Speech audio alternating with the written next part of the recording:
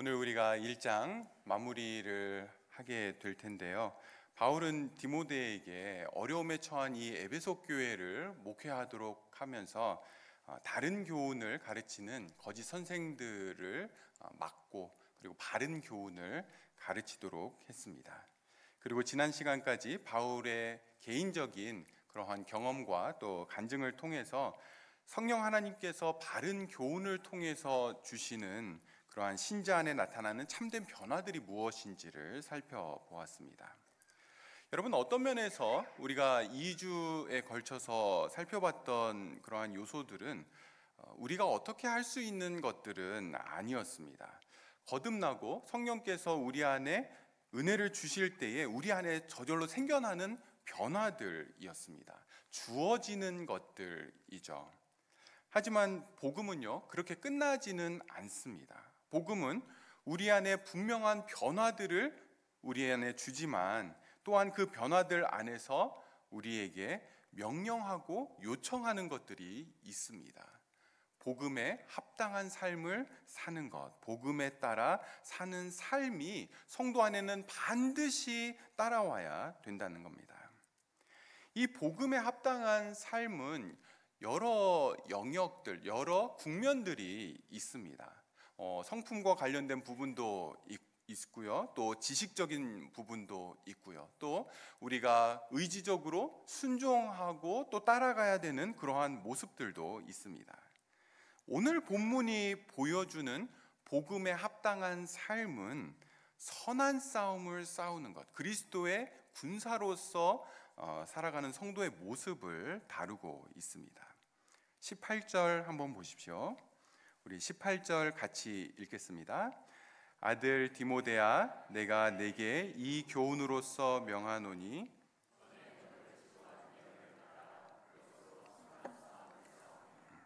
여러분, 여기 보시면 우리가 3절에서도 봤던 그러한 표현이 나오는데요. 바울이 디모데에게 어떤 사람들을 명하여 다른 교훈을 가르치지 말라라고 할 때 명하여라는 단어가 나왔는데요. 여기서도 다시 한번 사용되고 있습니다. 근데 이 명하다라고 하는 이 단어는요, 그때도 설명을 드린 것처럼 군사 용어였고요, 또 법정 용어였습니다. 전쟁 중인 군인에게 명령이 내려졌을 때처럼, 또는 법정에서 판결이 다 끝나고 그 판결에 따라서 법정 명령이 주어졌을 때처럼 반드시 수행되어야 하고 또 속히 긴급하게 수행되어야 하는 명령이라고 하는 뉘앙스를 가지고 있는 단어가 바로 이 명하다라고 하는 단어입니다. 여러분, 앞에서 바울은 에베소 교회가 지금 굉장히 혼란스러운데 그 이유가 거짓 가르침을 주는 이 교사들로 인해서 큰 어려움을 겪었고, 디모데에게 속히 그리고 반드시 다른 교훈을 가르치지 못하도록 그렇게 해라라고 하는 느낌으로 그만큼 중요하고 긴급한 이야기를 지금 18절에서 하고 있습니다. 여러분, 무엇이 그렇게도 중요하고 긴급한 문제입니까? 그것은 선한 싸움을 싸우는 것, 바로 이것입니다. 성도에게 있어서 굉장히 중요한 부분인데요. 제가 볼 때 오늘날 성도들이 많이 놓치고 있고 잘 모르고 알더라도 제대로 알지 못하고 포기하면서 사는 신앙생활의 영역이 바로 이 선한 싸움이라고 보여집니다. 여러분, 성도가 된다라는 것, 그것은요, 영적인 전쟁터에서 살아가게 되었다라고 하는 의미입니다. 영적인 전쟁터라고 해서 어떤 우리의 육신적인 것 또는 정신적인 것, 이것은 전쟁터가 아니다, 그런 이야기는 아닙니다. 우리의 모든 부분이 다 이 영적인 것과 연결되어 있다라는 것이죠. 그렇다고 해서 어떤 사람들이 말을 하듯이 배가 아파도 사단이 공격한 거고 머리가 아파도 사단이 공격한 거고, 여러분, 그런 얘기 절대로 아닙니다. 사단은 그렇게 성도들을 공격할 수가 없습니다. 우리가 욥기에서 봤던 것처럼 사단은 하나님의 허락 하에서, 하나님의 허락이 있어야만 자기의 일들을 할 수 있게 되는 거죠. 그렇지 않는 한 사단은 성도들을 건들지 못합니다. 주님이 성도들의 주인이 되시기 때문에 요한일서에서 말씀하시듯이 악한 자가 저를 만지지도 못한다라고 그렇게 이야기를 하고 있습니다. 그럼에도 불구하고요, 사단은 어떻게든 성도들을 위협하고 유혹하고 또 두렵게 해서 영적인 전쟁터에서 싸움을 하지 못하도록 그렇게 만들고 또 시도를 합니다. 모든 성도가 예외 없이 영적인 전쟁터에 들어와 있기 때문에 이 부분에 있어서 중립이라는 것은 없습니다. 성도에게는 없는 선택사항입니다. 반드시 전쟁터에 있기 때문에 둘 중에 어느 쪽인가 서게 되는 것이죠. 선한 싸움을 하든지 선한 싸움을 하지 않는 것은 하나님이 원치 않는 쪽에 서 있게 되는 것입니다. 여러분, 어떤 면에서 한국 교회는요, 복음을 받아들이고 예수를 믿으면 그 다음부터는 어떤 편안한 삶이 약속되어 있는 것처럼 그렇게 복음을 생각해 왔습니다. 예수를 믿기만 하면 어려운 일도 해결되고 마음의 평안도 생기고 모든 일이 잘 될 것처럼 그렇게 여겨왔죠. 근데 사실은 그게 아닙니다. 선한 싸움이 남아 있죠. 치열한 전투 속으로 들어가는 것이 예수를 믿는다는 것의 핵심적인 모습인데 이걸 잘 모르고 잘 이야기하지 않았던 겁니다. 선한 싸움을 싸우는 것은요, 성도에게 있어서 본질적인 요소에 해당이 됩니다. 여러분, 혹시 선한 싸움을 포기하거나 내려놓지는 않으셨습니까? 꼭 기억하십시오. 선한 싸움은 성도에게 있어서 본질에 해당됩니다. 그렇다면 이 선한 싸움이라는 것은 도대체 뭘 말하는 겁니까?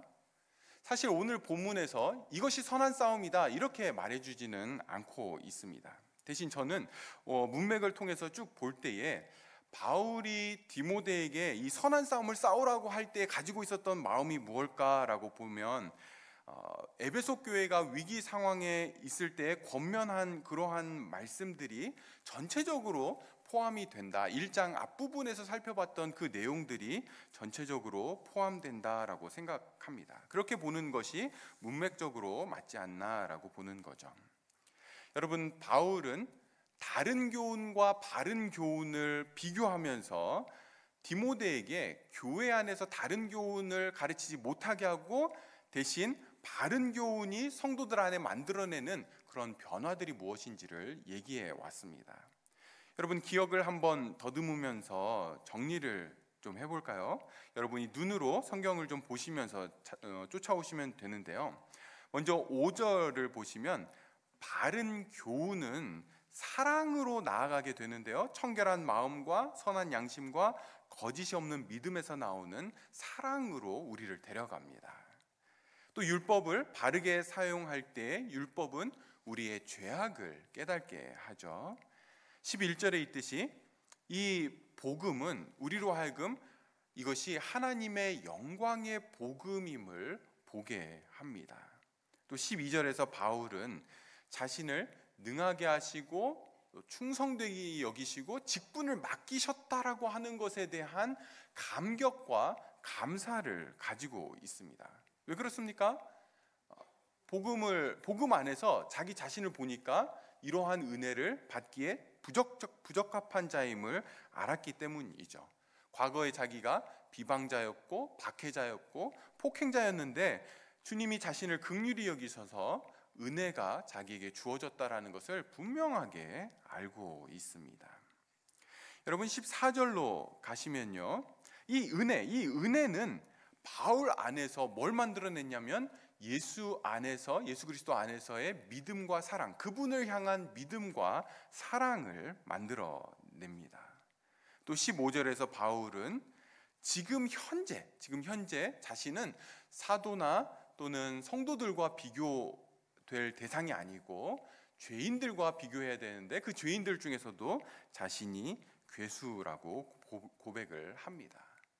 복음이 만들어내는 자기 인식이 바로 이런 것이죠. 죄는 분명히 덜 짓지만 자신의 죄인됨은 더 깊이 보게 되는 것입니다. 16절에서 은혜는 바울로 하여금 자기 자신에게 집중하는 대신에 다른 사람의 유익을 위해서 자신의 약함 또 치부까지도 얼마든지 사용되기를 바라는 그러한 모습으로 은혜가 바울을 바꾸어 놓았습니다. 그리고 마지막 17절에서는 이 모든 것이 향하는 곳은 바로 하나님의 존귀와 영광이었습니다. 나의 존귀와 영광이 아니라 하나님의 존귀와 영광을 사모하고 바라고 기다리고 높이고 찬양하는 곳으로 복음은 우리를 데려가게 됩니다. 사랑하는 여러분, 우리가 몇 주간 살펴봤던 이런 모습들은 한 사람이 성령으로 인해서 거듭나고 회심할 때에 나타나는 변화들입니다. 다시 말해서 이러한 것들은 세상 사람들이 예수님은 모르지만 나를 갈고 닦아서 수행해서 만들어낼 수 있는 그러한 것들이 아니라는 거죠. 사람의 노력이나 열심으로 만들어낼 수 있는 것이 아니라 전적으로 성령 하나님께서 은혜로 주시는 것들입니다. 그런데 여러분, 이러한 참 놀라운 변화들은 완성된 형태로 신자 안에 주어지는 것이 아니라 어떤 면에서는 씨앗으로 주어지게 됩니다. 우리 안에 그러한 씨앗들이 다 주어지게 되는데요, 그러할 때 그것이 싹이 트고 자라고 열매를 맺는 그러한 과정들이 우리 안에 필요한 거죠. 근데 신자 안에서 이러한 귀한 모습들이 성장하고 자라가야 하는데 어떻게 자라게 됩니까? 가만히 놔둔다라고 해서 자라는 것이 아니라 선한 싸움을 통해서 선한 싸움을 싸울 때에 이 귀한 것들이 우리 안에서 더 자라나게 된다라는 겁니다.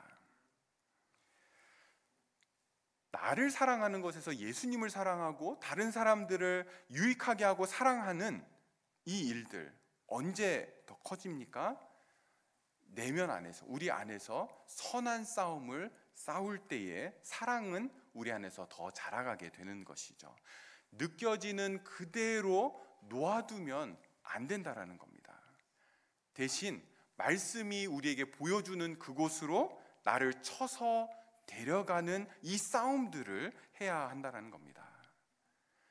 끝없이 나를 드러내고 싶을 때, 나의 의로움을 자랑하고 싶을 때, 나의 어떤 신앙적인 열심들을 좀 어떻게 하면 좀 나타낼 수 있을까 하는 그런 마음들이 들 때에 어떻게 해야 됩니까? 나를 십자가 앞으로 끌고 가서, 데리고 가서 나를 보고 예수님이 나를 위해서 이루신 일에 마음을 맞추는 이 선한 싸움들을 해야 된다라는 거죠. 언젠가 되겠지, 될 때까지 기다려보자, 이렇게 해서 이 마음들이 자라나는 것이 아니라 선한 싸움을 싸워야 됩니다. 나를 끌고 십자가 앞으로 데려가야 되는 거죠.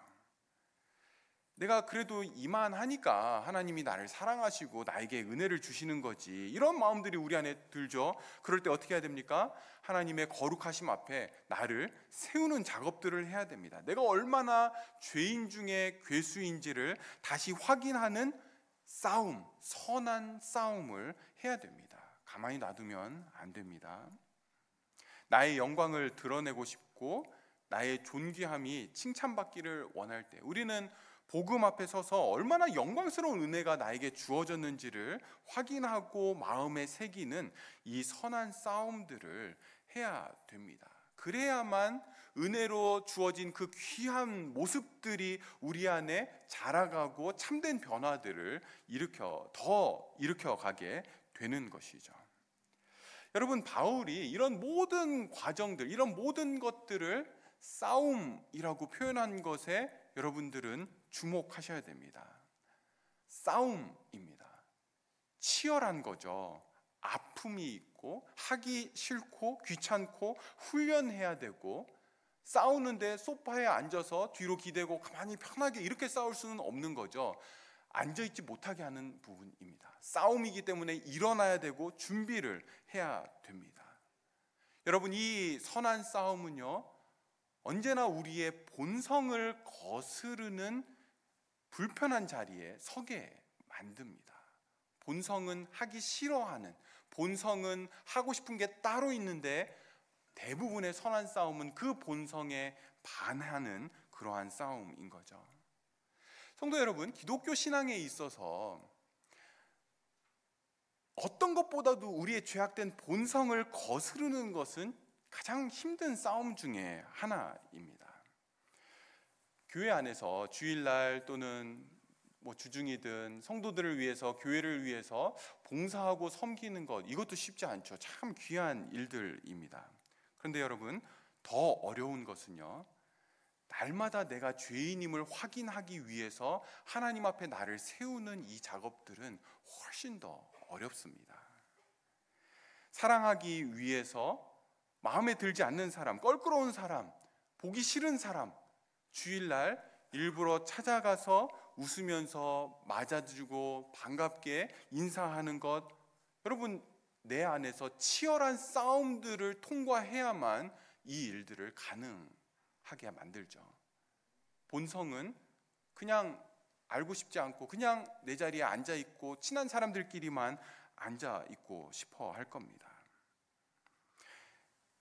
내가 얼마나 교회를 위해서 수고하고 선한 일을 했는데 사람들이 몰라줄 때에, 그것을 알리고 싶은 그러한 유혹들이 막 생길 때에 이걸 어떻게 하면 알릴 수 있을까? 이러할 때 이걸 참고 상대적으로 덜 수고한 사람들에게 격려해주고 위로해주고 참 수고했다라고 그렇게 칭찬하는 그러한 자리에 서기 위해서는 우리 안에 치열한 싸움들을 이겨내야 됩니다. 내 안에서 이 선한 싸움을 싸워야만 우리는 겨우 성경이 말하는 기독교 진리에 올바르게 서 있게 되는 거죠. 하지만 이 선한 싸움을 포기하는 순간 우리는 어떻게 됩니까? 성도됨의 자리를 놓치게 됩니다. 성도됨에 있어서 자라나는 것을 포기하는 것이죠. 하나님의 은혜가 우리에게 주어졌을 때에 우리는 그것을 붙들어야 되고 놓치지 않도록 선한 싸움을 싸워야 됩니다. 그것이 우리에게 명령되어져 있다는 것을 놓치지 마십시오. 사랑하는 여러분, 복음은 우리에게 은혜로 주어지고 끝나지 않습니다. 복음은 분명히 우리에게 은혜로 귀한 것들을 주시지만 또한 복음은 복음에 합당한 삶을 살도록 명령되고 있습니다. 선한 싸움을 싸워야 되는 거죠. 왜 그렇습니까? 참된 변화들이, 그리고 성숙함들이, 성장이 거기에서 일어나기 때문에 그런 것입니다. 그것들이 우리 안에서 내 노력으로 생긴 게 아니죠. 분명히 은혜로 주어진 것이지만 은혜로 주어진 그 귀한 것들에 대해서 그에 맞게, 그에 합당하게 복음에 따라 사는 삶들이 있어야 우리가 성장을 하게 됩니다. 그냥 놓아둬서는, 느낌대로 살아서는 절대로 자랄 수가 없는 거죠. 여러분, 우리는요, 좋은 설교 한 편을 듣는다고 해서 바뀌지 않습니다. 예배 드릴 때에 감동받고 눈물을 흘리고 깨달음을 얻고, 여러분, 그렇게 한다라고 바뀌고 또 성숙해지지 않습니다. 참되게 경건해지기 위해서는 선한 싸움을 싸워야 되는 거죠. 전쟁터로 나를 내몰고 이 싸움들을 할 때에 우리는 자라나게 되는 겁니다. 여러분, 얼마 전에 우리나라 축구 대표팀이 큰 곤욕을 한번 치렀습니다. 그 일로 인해서 결국 클린스만 감독이 경질되는 일까지 벌어지게 됐는데요. 저도 그때 그 아시안컵을 이렇게 봤는데 상대팀 선수들의 모든 몸값을 다 합친 것보다 손흥민 선수의 몸값이 훨씬 더 비쌌는데, 그런데 경기력은 우리나라가 너무 이렇게 형편이 없어서 참 힘들었습니다. 저도 이렇게 막 스포츠를 볼 때 막 흥분하는 그런 스타일인데, 저게 뭐야, 막 골키퍼도 없는데 골대 앞에서 패스나 하고 있고 내가 차도 저건 넣겠다 막 이러면서 막 이제 욕을 했죠. 근데 여러분, 어떻습니까? 진짜로 선수로 뛰면 어떻게 될까요? 5분도 못 뛰죠. 안 뛰어보니까 우리가 선수들을 욕하게 됩니다. 직접 뛰어보면 완전히 다르죠. 근데 여러분, 기독교 신앙은요, 비판하고 판단하는 자리에 앉아 있는 것이 아니라 선수로 뛰는 자리입니다. 전쟁터에서 싸움을 하는 자리에 저와 여러분은 모두가 다 서 있는 것입니다. 나를 쳐서 말씀에 복종케 하는 자리로 데려가야 되는 거죠. 가만히 있어서는 절대로 신앙이 자라지 않게 됩니다. 여러분, 그렇다면 이 선한 싸움은 어떻게 싸워야 됩니까? 여러분, 19절 한번 보십시오. 우리 19절 말씀 같이 읽겠습니다. 믿음과 착한 양심을 가지라. 어떤 이들은 이 양심을 버렸고 그 믿음에 관하여는. 바울은 선한 싸움을 싸우라라고 하면서 믿음과 착한 양심을 가지라고 그렇게 권면을 하고 있습니다. 그러면서 어떤 사람들은 믿음에서 파선했는데 그 이유가 뭐냐면 양심을 버렸기 때문이다라고 설명을 하고 있습니다. 여러분, 우리가 여기서 좀 정리를 좀 해보고 싶은 것이 무엇이냐면 18절에 있는 선한 싸움과 19절에 있는 믿음과 착한 양심이 어떤 관계에 있느냐 하는 것입니다. 이 믿음과 착한 양심은 5절에서도 바울이 이미 한번 언급한 것이죠. 우리 안에 바른 복음은 사랑으로 우리를 데려가는데 이 사랑은 그냥 떨어지는 것이 아니라 청결한 마음과 선한 양심과 거짓이 없는 믿음에서 나온다라고 할 때 선한 양심과 거짓 없는 믿음, 이 두 개가 나오는데요. 오늘 18절 19절에서는 이 믿음과 착한 양심이 선한 양심과 연결되어 있다, 직접적인 연관이 있다라고 그렇게 말을 하고 있습니다. 이 두 가지를 연결하는 몇 가지 해석들이 좀 있는데요. 먼저는 이 믿음과 착한 양심은 신자가 선한 싸움을 싸울 때에 만들어내는 열매다. 선한 싸움들을 싸우면 우리 안에 믿음과 착한 양심이 성장하게 된다라고 보는 견해가 있습니다. 성경적이고요, 성경적으로 아무 문제 없고요, 합당한 해석입니다.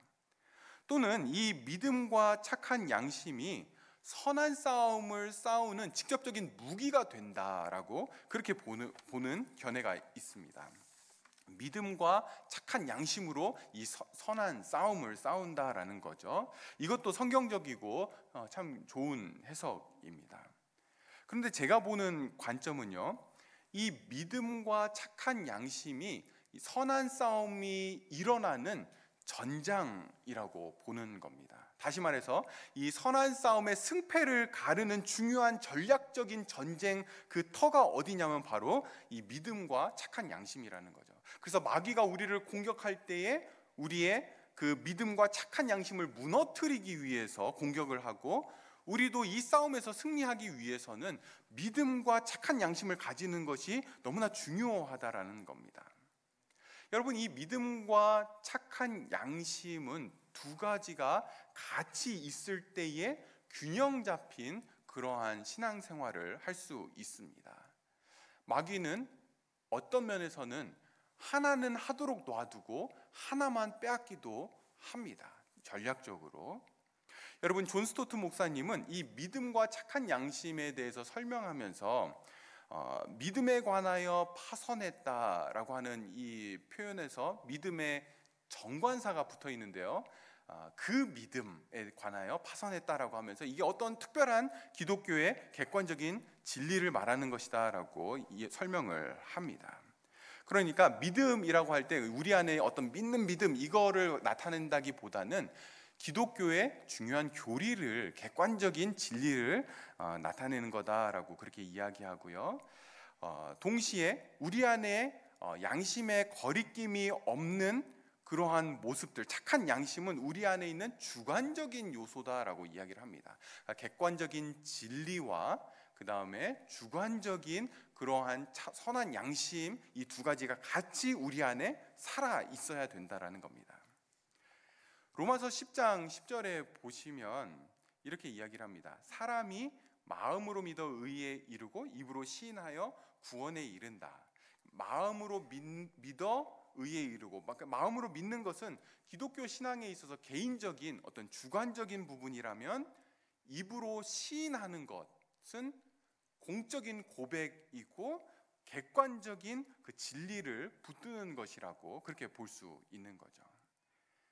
바르고 성경적인 객관적인 신앙 고백을 붙드는 것과 내가 그 신앙을, 기독교 진리를 나의 양심으로서의 기준으로 맞추고 살아가는 이것이 우리 신앙생활의 기본적인 모습이라는 것입니다.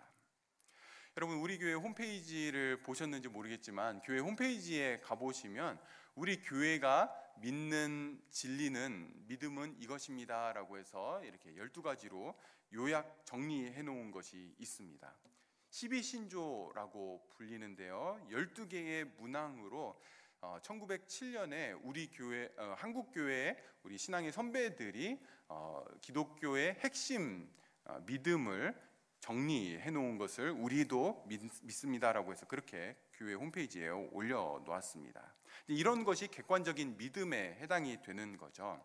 근데 여러분, 중요한 것은요, 우리 교회 홈페이지에 이게 있기 때문에 나는 이걸 믿고 있습니다, 이렇게 되지 않는다라는 겁니다.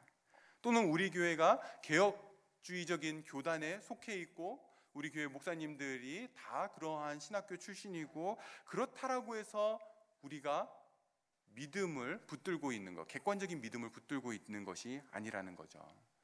여러분 개개인이 이 믿음의 내용이 무엇인지를 알고 확인하고 그것을 공부하고 붙드는 것이 필요합니다. 중요한 거죠.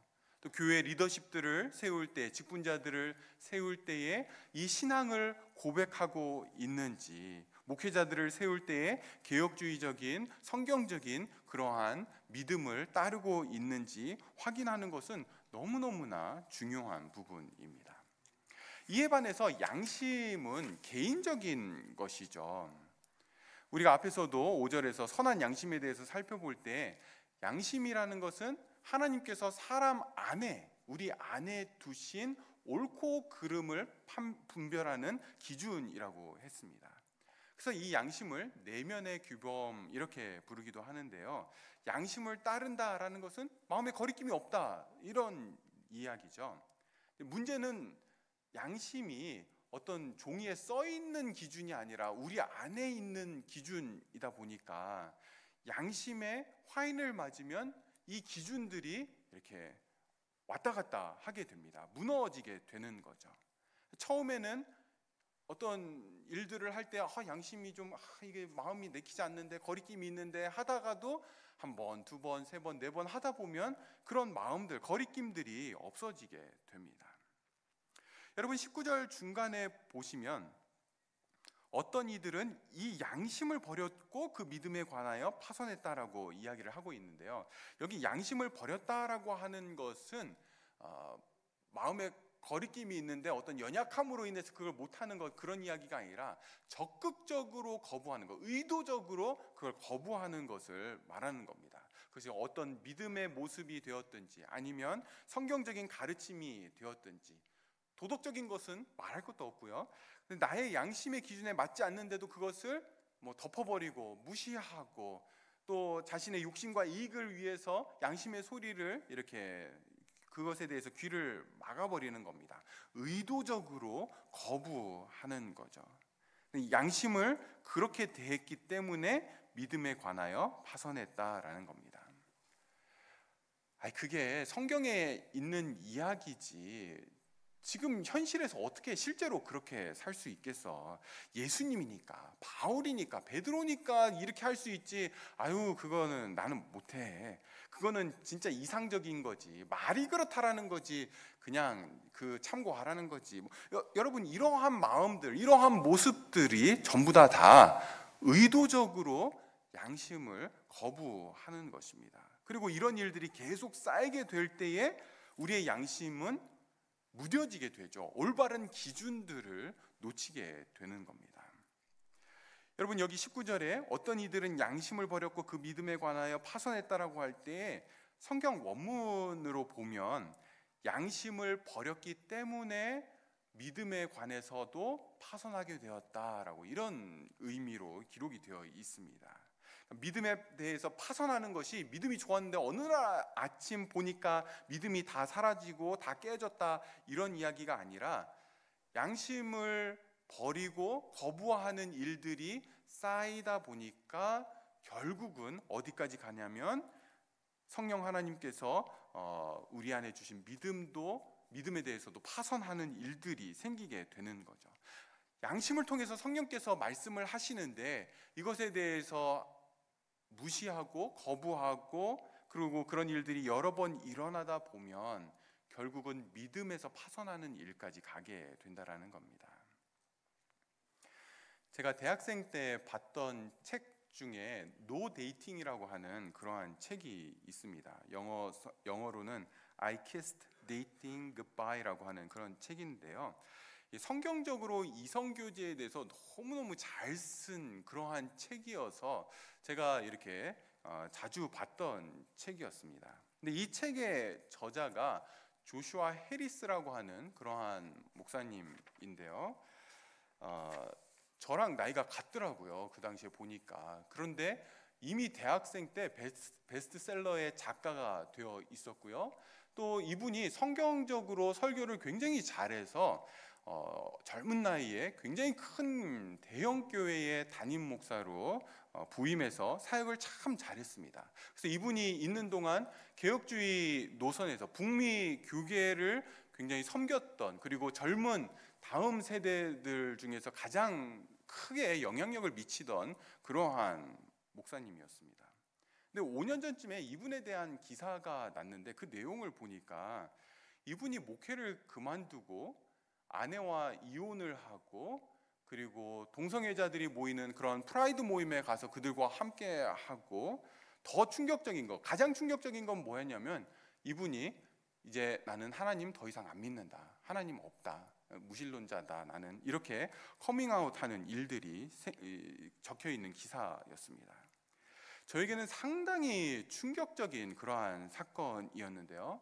아니, 이렇게 성경적으로 설교를 잘하고 그리고 이렇게 깊이 있게 기독교 진리를 가르쳤던 이러한 분이 스스로 하나님이 없다, 하나님 나는 안 믿는다라고 그렇게 무신론자라고 커밍아웃 하는 게 진짜 가능한 일일까? 이분이 했던 그런 모든 설교들은 다 뭐였고 그분이 썼던 그 수많은 귀한 책들은 다 이제 어떻게 되는 걸까? 굉장히 충격이었습니다. 가능한 일이죠. 여러분, 이러한 사람들도 믿음에서 파선할 수 있다라면 저와 여러분은 정말 경각심을 가지고 믿음과 착한 양심이 우리 안에 있는지를 계속 살펴봐야 됩니다. 너무너무나 중요한 문제인 거죠. 또한 이 믿음과 착한 양심이 우리의 선한 싸움의 중요한 전장임을 우리가 기억을 하고 선한 양심을 버리지 않도록, 또 믿음에서 파선하지 않도록 우리 자신을 계속 살펴야 됩니다. 여러분, 20절에 보시면 후메네오와 알렉산더가 나오는데요. 전에도 말씀드렸던 것처럼 이들은 거짓 교사들 중에 하나였습니다. 근데 바울이 이들을 치리했습니다. 여기 20절에 내가 사탄에게 내주었다 이렇게 이야기를 하는데요. 이것은 교회에서 쫓아냈다, 출교시켰다라고 하는 그러한 의미입니다. 치리를 통해서 출교를 시켰던 거죠. 교회 안에 거짓 가르침으로 혼란스럽게 했기 때문에 이제 이렇게 치리를 한 것입니다.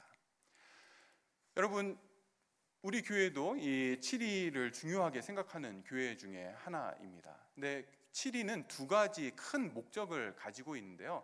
첫 번째는 치리를 받는 사람이 자신의 죄를 깨닫고 회개하고 돌이키게 하기 위해서 치리를 하는 것입니다.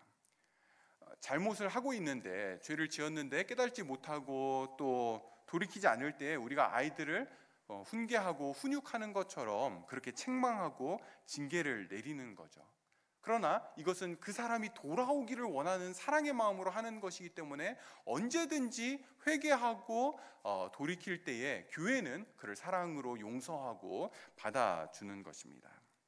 두 번째로 치리의 목적은요, 교회를 순결하게 지키는 것에 그 목적이 있습니다. 이 교회는 주님의 몸이기 때문에 사람이 함부로 할 수 있는 그런 공동체는 절대로 아닙니다. 근데 죄로 인해서 교회에 해를 가하거나 어떤 죄악된 그런 영향력을 교회가 받게 될 때, 저렇게 해도 상관이 없네라고 하는 그러한 위험에 처하게 될 때에 7일을 통해서 교회를 거룩하고 정결하게 지켜나가는 것입니다. 이 후메네오와 알렉산더는 양심을 버렸고 믿음에 관하여 파선했기 때문에 바울이 7일을 통해서 교회에서 출교시켰던 것이죠. 성도 여러분, 이 후메네오와 알렉산더는 교회 안에서 활동했던 그러한 사람들입니다. 이들은 우리가 똑같이 사용하는 성경을 가지고 있었고요, 우리가 사용하는 단어들을 가지고 그렇게 가르쳤던 사람들입니다. 그럼에도 불구하고 이들은 양심을 버렸고 그리고 믿음에서 파선하는 자리까지 가게 되고 결국은 교회에서 출교를 당하게 됩니다. 오늘 이제 말씀을 근거로 해서 몇 가지를 좀 적용을 해보려고 합니다. 먼저 여러분, 우리의 마음이 선한 싸움, 이 싸움을 생각하지 않고 있거나 포기하고 있거나 또는 하지 않으려고 하는 것은 아닌지 우리 자신을 잘 살피셔야 됩니다. 신앙생활을 너무 느슨하게 하고 있는 것은 아닌지, 교양을 쌓는 것처럼 그렇게 신앙을 생각하고 있지는 않는지 돌아보셔야 됩니다. 예수를 믿는다고 고백하는 것으로 우리의 신앙이 다 끝나지 않습니다. 그것은 오히려 시작이죠. 거기서부터 시작인 겁니다. 예수를 믿는다라는 것, 그것은요, 선한 싸움의 그 전쟁터로 들어가는 현장임을 우리가 기억을 해야 됩니다. 그래서 여러분들이 아침에 하루를 시작하면서 오늘 하루도 나는 선한 싸움의 부름을 받았다, 그 전장에서 나는 살아간다라고 하는 것을 여러분들에게 리마인드 시키면서 여러분 하루를 시작하셔야 됩니다. 신앙에는 중립이 없습니다. 아침에 일어나시면 오늘도 나는 선한 싸움, 이 싸움, 하나님이 나에게 주신 그 은혜들을 지키고 키워가는 이 싸움들을 나는 할 거다라고 마음을 굳게 잡수시고 결단하시고 기도하면서 하루를 시작하십시오. 두 번째로, 이 선한 싸움은요, 전부는 아니지만 많은 경우에 내 안에서 일어나는 싸움입니다. 마음 안에서 일어나는 경우가 대부분이죠. 그렇기 때문에 우리의 마음을 어딘가에 고정시키는 것이 중요한데 말씀에 고정시켜야 됩니다. 마음을 말씀에 붙잡아 놓으시는 이 일들을 하셔야 됩니다. 여러분, 맥체인 성경 읽기를 하시면서 오늘 하루 분량 읽었다로 끝내지 마시고요, 그날 성경 읽기를 하시면서 은혜 받은 구절들을 여러분 핸드폰에다가 좀 이렇게 화면에다가 좀 적어 놓으시면서 중간중간에 한 번씩 확인하시면서, 그래, 나는 이 말씀에 내 마음을 붙잡아 놓을 거야 라고 하는 그 작업들을 하셔야 됩니다. 또 우리가 주일 메시지와 관련된 구절들을 이렇게 암송 구절로 정해서 하고 있는 것 아실 거라고 제가 믿지 않으면 마음이 힘들 것 같아요. 우리 목사님들께서 정말 열심히 카드로 만들어가지고 저 안내석에 다 이렇게 놓습니다. 네, 제가 이렇게 주중에 오면 아이고 아무도 안 가져가셨나 이렇게 해서 이렇게 휴지통에 버리고 이렇게 하는데요. 여러분 가져가셔서 여러분들이 잘 볼 수 있는 자리에서 주일날 받았던 그 은혜들을 기억하고 거기에 마음을 맞추고 고정시키고 살아가는 그 작업들을 하시기를 부탁드립니다. 마음을 말씀에 고정시키지 않으면요, 우리의 마음은 본성에 따라 쉽게 흘러갑니다. 본성에 따라 느껴지는 대로, 생각되어지는 대로 그대로 흘러가는데, 마음을 말씀에 고정시키는 이 훈련들을, 이 일들을 하시지 않으면 선한 싸움을 시작도 못 해보고 그냥 지나가게 됩니다. 말씀을 가까이 하고 사랑하는 것, 선한 싸움에 있어서 너무나 중요합니다. 마지막으로, 믿음과 착한 양심을 가지는 것이 이 선한 싸움의 승패의 결정적인 요소가 됨을 기억해야 됩니다. 믿음은 객관적인 부분이라고 했죠. 기독교 진리를 붙드는 것, 그리고 착한 양심은 개인적인 것, 주관적인 것, 그것을 나의 기준으로 삼는 것. 그러니까 객관적인 기독교 진리를 나의 개인의 주관적인 양심의 기준으로 삼는 것입니다. 우리가 한 주간 살아가면서 성령 하나님께서 우리의 양심을 통해서 우리에게 말씀하실 때가 참 많이 있습니다. 성령 하나님이 우리 안에 살아계시기 때문에, 우리 안에 거하시기 때문에 우리 안에서 말씀을 하시는데요, 이게 옳은지 그른지 큰 분별을 우리 안에 주십니다. 그런데 그러할 때에 여러분들이 그 양심에 민감하게 반응하시는 것은 중요합니다. 덮어두지 않고 또는 무시하지 않고 그 양심에 성령 하나님의 음성에 민감하게 반응하십시오. 또 그러한 민감함을 주시도록 여러분의 기도의 제목으로 삼고 기도의 자리에서 그 성령님의 음성에 민감할 수 있도록 구하시는 것, 하나님이 기뻐하시는 그러한 기도입니다. 저와 여러분이 이번 한 주간도, 그것이 이번 한 주간이 아니죠, 우리의 평생이 항상 이 선한 싸움을 싸워야 함을 기억하시고, 이 싸움을 절대로 놓아두거나 내려놓거나 포기하지 않고 이 싸움에서 승리하는 그러한 은혜를 주께서 주시기를 소망합니다.